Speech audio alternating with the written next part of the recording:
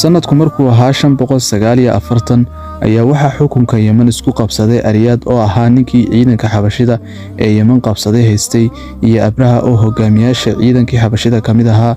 Abraha ayaa wuxuu dilay hogaamiyihii ciidanka Xabashida ee Yemen barasaabka uga ahaa ee Ariyaad, waxaana sida xukunkii Yemeneed kula wareegay Abraha oo mar adoon u ahaan jiray nin ganacsade ah oo Roomaan ah oo deganaa magaalada dekedeedka Adlus. Abraha intuu Yemen ka talinayay wuxuu arkay carabtii oo aad ugu xidhan magaalada Maka una xajiyaysa Kacbada. Wuxuu istusay inuu carabta ka soo wareejiyo Maka oo uu Yemen ka sameeyo meel sida Maka oo kale ah oo loo xajiyo si dadka faraha badan ee imanaya ay dawladdiisu dhaqaale ahaan uga faa'iido.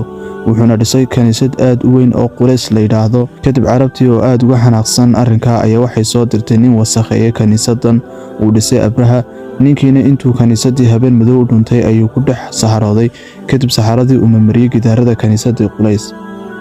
markii aroortii arrinta la arkay waxaa loo sheegay Abraha inay arrinta ka dambeysay carab ka xanaaqsan dadka uu Maka ka soo wareejinayay. arrintaas uu Abraha aad uga cadhooday go'aana ku gaadhay inuu Kacbada soo dumiyo. Abraha wuxuu diyaarsaday ciidan lagu qiyaasay 60,000 ku dhow si uu Kacbada u soo dumiyo.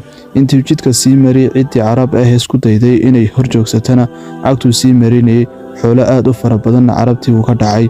hantidaas oo ay ku jireen 200 oo halaad oo lahaa Cabdulmutalib oo Nabi Maxamed sallallahu alayhi wasallam awoow ahaa. carabtu waxay Abraha u soo bandhigeen inay siiyaan hanti intuu doono isaguna uu ka laabto duminta Kacbada. ha yeeshee Abraha arrintaasi dhag jalaq uma siinin una diiday. kadib waxaa Abraha u yimid Cabdulmutalib oo ka codsaday inuu geeliisa 200 ee halaad ah u celiyo. Abraha wuxuu ugu jawaabay waxaan ku moodayay qof wax garad ah waanan ka hibaysanay markii hore ma anigoo Kacbadaadii ku soo duulay 200 halaad igala hadlaysaa oo aadan Kacbada igala xaajoonin.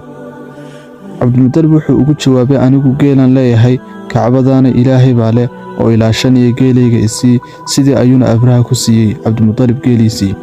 Abraha iyo ciidankiisa markay marayaan toga Muxasir oo u dhaxeeya Mina iyo Mustalifa ayuu gaadiidka ay wateen maroodigu kamid ahaa uu diiday inuu dhaqaaqo dhinaca Kacbada uuna iska fadhiistay. Abraha wax walba intuu sameeyay ayuu ku kari waayay maroodigii inuu kaco dhinaca Kacbada. markii dhinac kale loo jeedina orod buu bas jaray.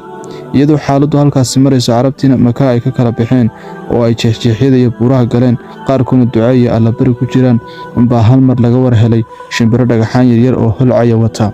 shimbiri waxay weerar ku qaadeen ciidankii Xabashida ee uu Abraha watay.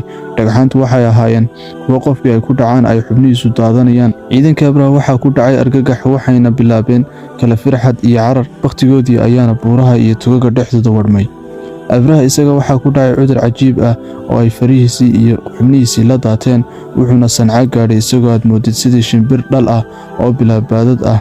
sidaa xun ayuuna ku dambeeyay uuna ku dhintay. qisada weerarka Xabashida ee Kacbadu waxa ay dhacday dabayaaqadii bisha February ama bilowga bisha March ee sanadkii 571 oo ku beegan dhalashadii Nabigeena sallallahu alayhi wasallam 50 maalmood ama 55 maalmood ka hor.